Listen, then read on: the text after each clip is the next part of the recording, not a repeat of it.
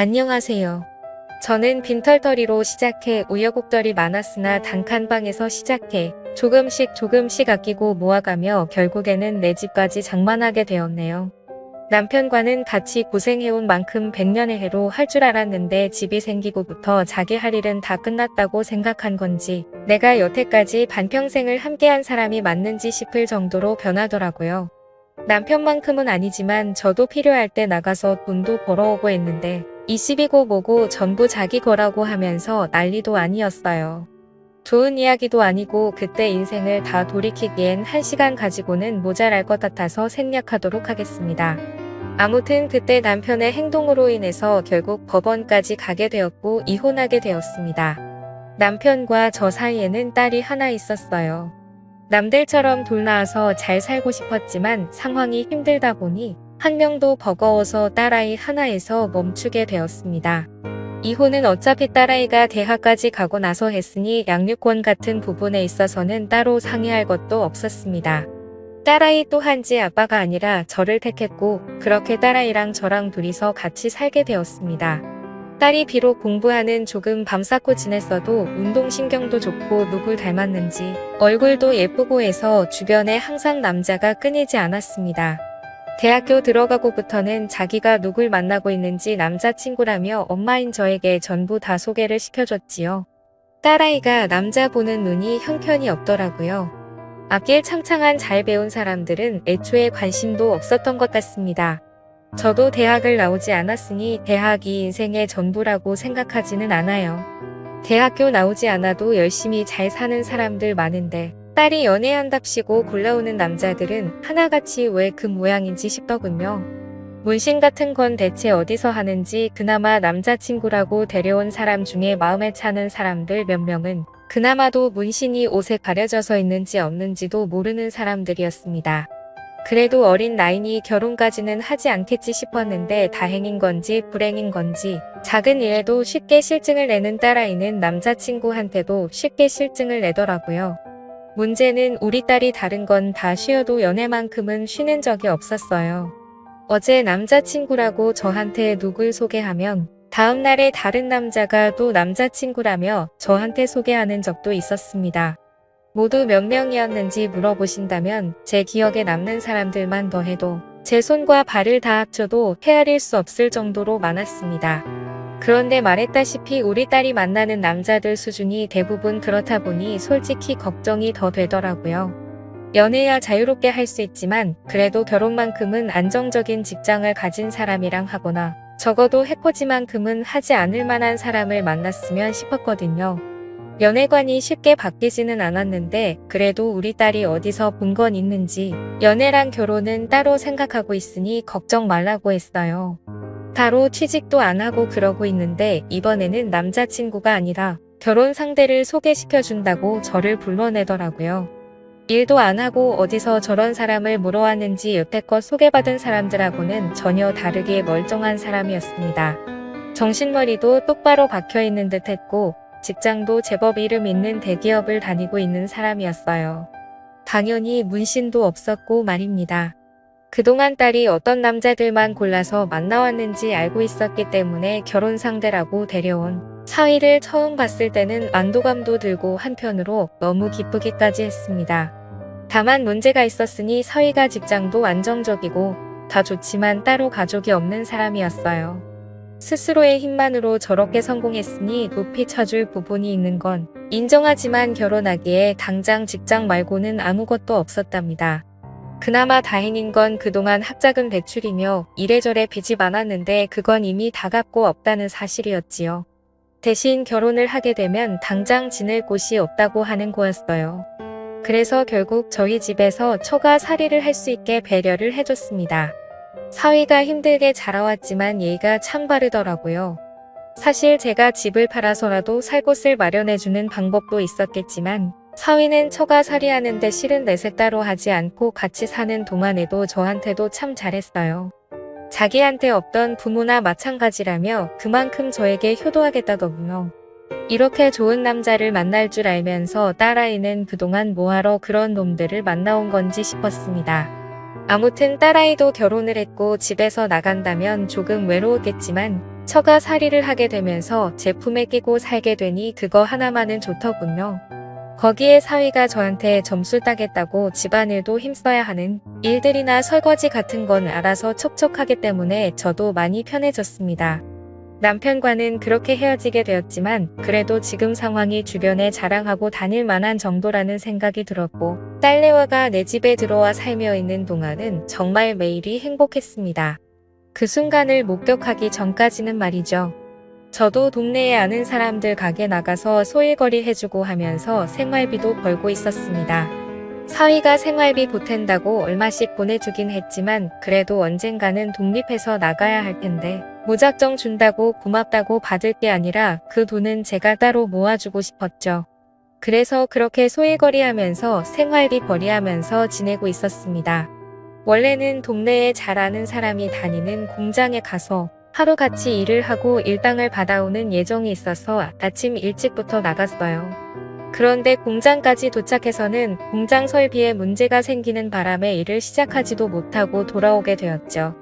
이동하는데 이미 시간을 많이 써버려서 다른 데에 일하러 나가봤자 돈 버는 느낌도 안 들겠다 싶어서 그날은 그냥 집에 들어가서 쉬어야겠다는 생각을 했습니다. 그리고 집에 들어갔는데 딸부부가 쓰는 방에서 딸아이가 앓는 소리가 들리더라고요. 사위는 분명히 한참 출근해 있을 시간인데 들려서는 안 되는 소리가 들려오니 오만 가지 생각이 다 들더라고요. 약정하고 딸아이 방문을 열어보니 우리 사위가 아니고 결혼하기 전에 한참 젊은 시절에 연애한답시고 만났을 법한 제가 싫어하는 부류의 사람이 방 안에 제 딸하고 같이 있더군요. 그렇습니다. 제 딸이지만 욕먹어도 싸지요. 저도 일 나가고 지난 남편 그러니까 사위도 출근해 있는 동안 그 틈을 타서 딸아이는 생산적인 일이 아니라 다른 일을 하고 있었던 거예요.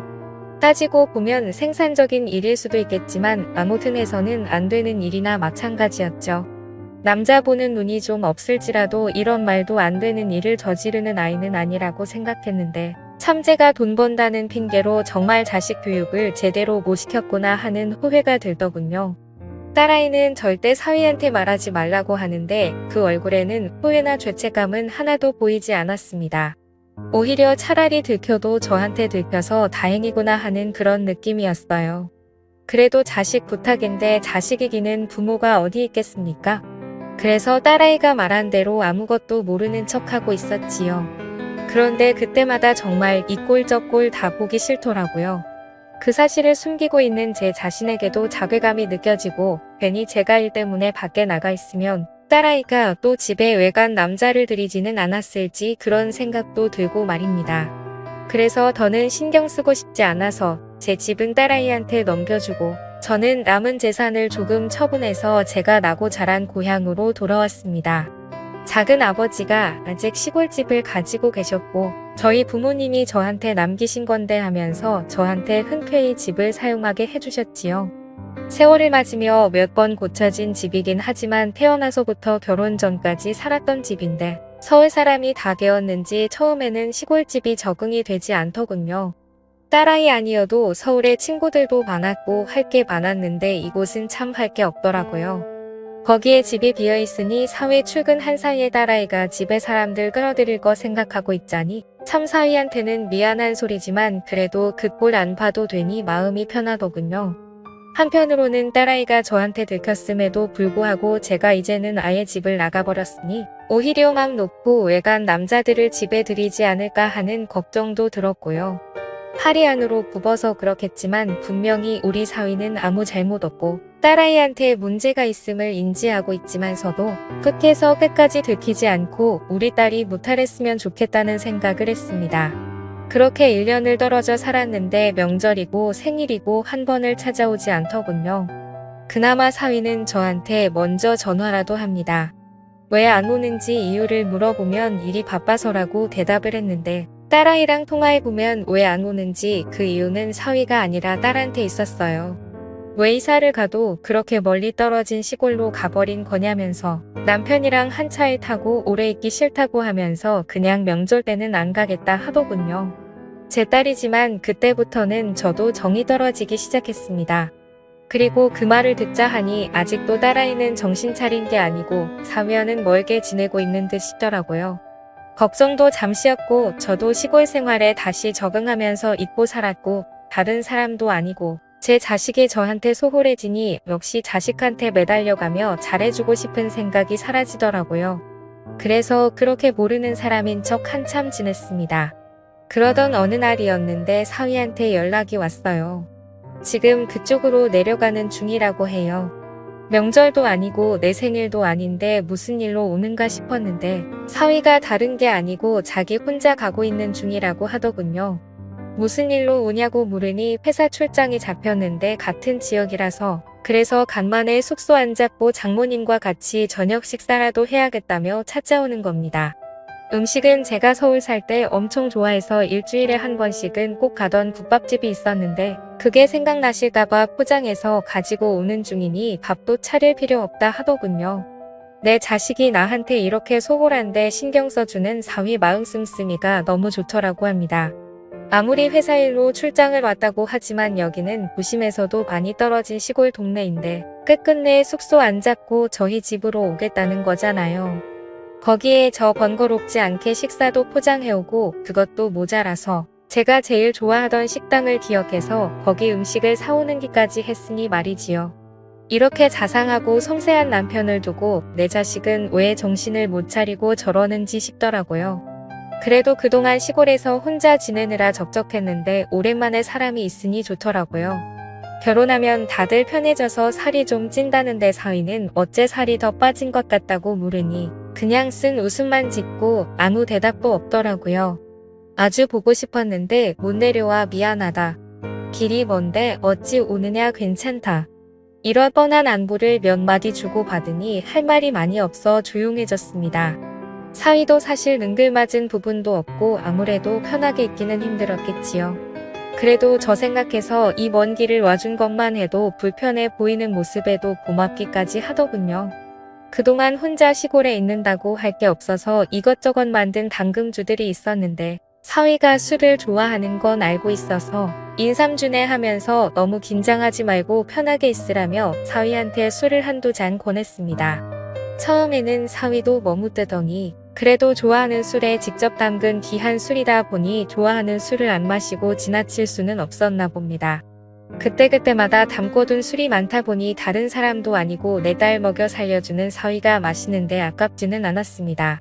사위는 사양하면서도 계속 한 잔 한 잔 마시다 보니 어느덧 잔뜩 긴장해서 힘이 들어가 있는 모습은 온데간데 없고 슬슬 몸이 풀리는 듯 싶더라고요. 그래도 회사 일 때문에 왔는데다가 다음 날 일도 봐야 할 텐데 술이 어느 정도 들어가니 그만 마시게 해야겠더라고요. 그런데 사위는 이 정도 취하는 건 괜찮다며 계속해서 잔을 채우더군요. 이상했죠. 같이 한 집에 살던 시절에도 술을 그렇게 좋아하지만 제 앞에서 취한 모습 보일 수 없다며 회식같이 술을 피할 수 없는 자리에 나가더라도 항상 절제하던 사위였는데 혀가 꼬부라질 때까지 자기는 술 세다고 괜찮다고 하면서 계속해서 마시고 있었으니 말이죠. 당금주라고 해봐야 어차피 시간이 남아서 당근 고급술도 아닌데 말입니다. 그때까지도 저는 별 생각 없었어요. 그냥 표현하는데 서툰 사위가 장모를 오랜만에 만난 나름대로의 반가움의 표시라 생각했습니다. 어차피 혼자 사는 집이다 보니 방이 남아서 저는 10시만 되면 졸린 이 사위가 잘 곳을 마련해놓고 저는 먼저 자겠다 말하고 혼자서 잠자리에 들었습니다. 그리고 제가 잠에서 깨고 만 건 한참 깊은 잠에 들어 있어야 하는 새벽이었죠. 이불맡에서 느껴지는 인기척의 잠에서 깨고 저는 이내 쏘스라 찌게 놀라고 말았습니다. 제 이불맡에 있던 건 제가 마련해준 방에서 자고 있어야 할 사위였습니다. 열려있는 문 쪽으로 거실을 보니 술병이 셀 수도 없이 나뒹굴고 있더군요. 술을 얼마나 마신 건지 가늠조차 되지 않았습니다. 혹시나 사위가 술에 너무 취해 제 정신을 못 챙기는 건가 싶더군요. 이러다 무슨 일이 생기는 건 아닌가 너무 긴장되었지만 그래도 여태껏 제가 봐온 사위를 믿기에 최대한 침착하게 행동했습니다. 최대한 사위의 기분을 상하지 않게 무슨 볼일이냐고 침착하게 물었는데 사위는 갑자기 제게 다가오더군요. 저는 깜짝 놀라 눈을 감아버렸고 잠시 후 두 눈을 떠서 쳐다보니 사위는 두 눈에서 눈물을 펑펑 흘리며 울고 있었습니다.